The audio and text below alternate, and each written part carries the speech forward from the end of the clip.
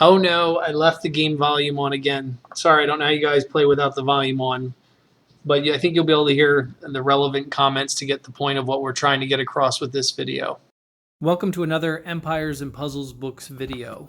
Today we're going to be exploring whether or not the strong, weak, normal colors and their attack, if that applies to the slash attacks that come from defense. So to do that, I had to come up with an experiment to test that. So I'm using Season 1, Providence 1, Stage 5, because there is only one enemy. It's basically like a mini Titan. It's one fire boss that we have to get by at the end of this stage. So there's only one enemy, and I'm using identical heroes. These are all trainer heroes that have the same stats for attack, health, defense. So the hits should be all the similar to them. I'm using the exact same unleveled 1-star troops, and I'm using the same kind of troops. These are defense troops. So again, the math for each of these is the same. The only thing that's different is the color of the enemy. So you do see this team is labeled as the Charlie Bravo test. Charlie Bravo, regular player, has been around for quite a while. He's the one who threw this challenge out to test this. He did so because when I do the weekly preview videos, I caution against using the weak color on defense when there's a color missing. So for example, this particular week, we're in a 3-star buff booster with no fire, and that makes the nature heroes the strongest. So I recommended using those as tanks since there's no fire heroes to gang up on the nature tanks. But I also cautioned about using ice heroes because they're not going to be strong against anyone, because ice is strong against fire and there is no fire. So Charlie challenged that and said, hey, is that really true from the defense side? We know for a fact on the offense, when we attack with the strong color, we do more damage. If we attack with the weak color, we do less. But is that true on our team receiving hits from the defense? Now, as we know, the defense does not send tiles our way. They do slash attacks every few turns. So we're going to go ahead and test the slash attack here.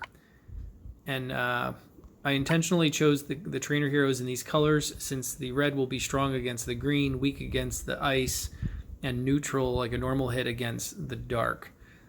So let's go ahead and see what happens here.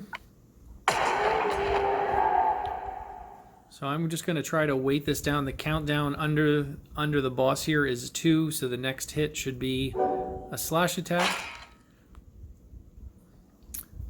I'm trying to find moves that aren't sending up a color that will kill it. I don't want to do any damage to it, so I need to go through a number of turns here. Alright, so that was 55 damage to the ice hero in the middle. So that should have been a weak hit if the theory is correct. Now, unfortunately, I have 5 turns until it slashes again. So I'm just going to send tiles up on the side of the board here.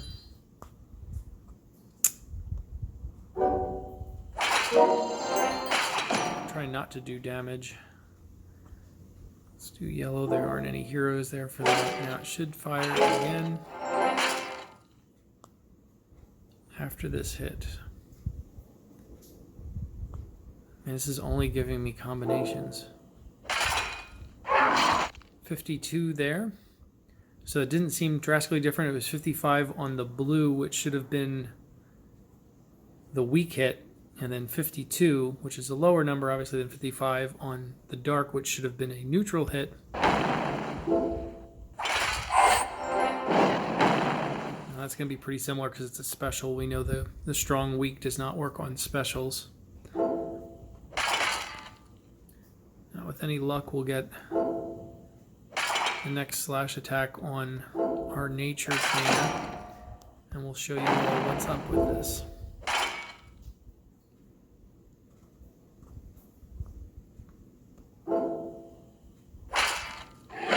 .54.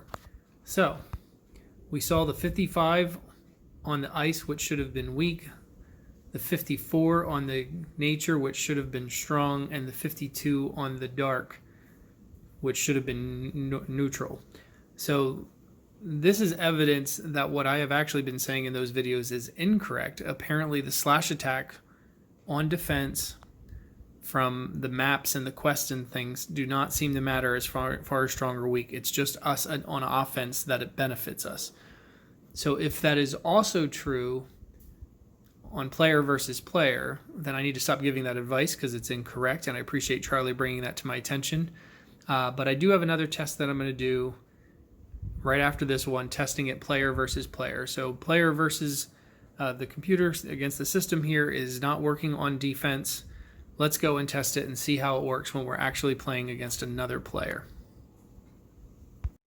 Welcome to our second test of whether or not the defense has any advantage of the strong, weak, neutral color attack. We just did it on the maps, and on the maps, the enemies hitting us did not seem to have any stronger or weaker attack based on element. So now we want to see if that actually works with player versus player in a raid, in a tournament, in a war setting. To do this, I drop cups down to 1,001 cups. I'm at the bottom of the barrel of silver at this point. And what I want to do is eliminate the enemy's heroes. I want to try to get rid of everyone except for their Hawkmoon on the end to see if her slash attack, how it affects the trainer heroes I have in the center. Theoretically, she should be strong against nature, weak against ice, and neutral against holy. I'm using trainer heroes, which is why I needed the cup drop so far, because trainer heroes are really the only way to get 3 heroes that have identical statistics. So all 3 of these have the exact same stats, and they're all paired with identical level 23 mana troops. So the only difference is their element, and the question is, will Hawkmoon slash attack on them be significantly different based on their element? So if it is different, she should be strong against that nature trainer and weak against the ice. Cage Barado and Gefyan are only here to hopefully help eliminate a bunch of these other enemies before we get too much slash attack damage on our trainer heroes. So let's jump in and see if this works. Alright, so Hawkmoon has the number 3 by her sword, so we have 3 moves until she fires her slash attack.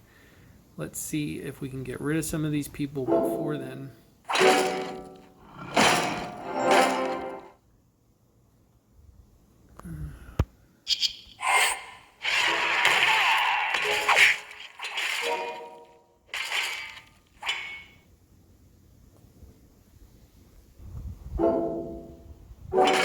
Okay, slash attack coming from Hawkmoon. She did 157 on the holy trainer.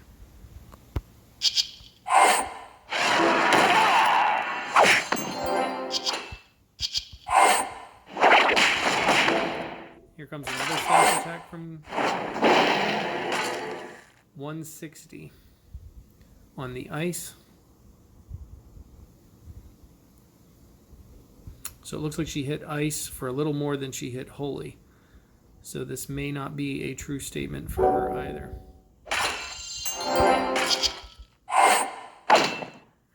Alright, Hawkmoon is about to fire again.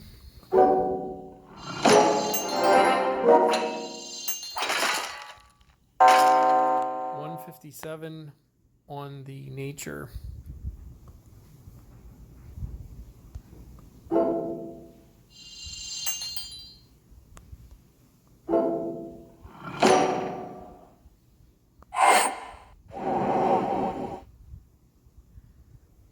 Alright, she'll slash attack one more time here.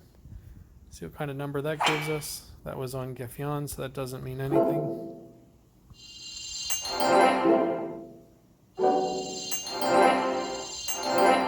And another slash attack coming now. Cage Barado, we really need her to be hitting on the other side.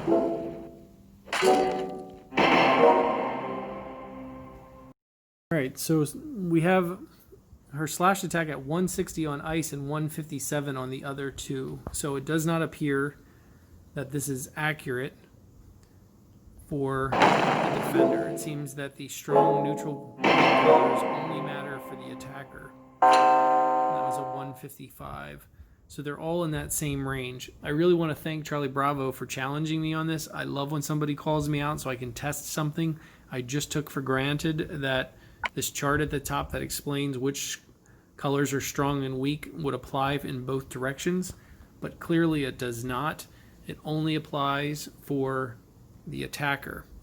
So that said, in my weekly preview videos of the tournaments, my advice about being leery of the color that won't be strong against any color because of the missing color only applies when we're putting together our attack teams.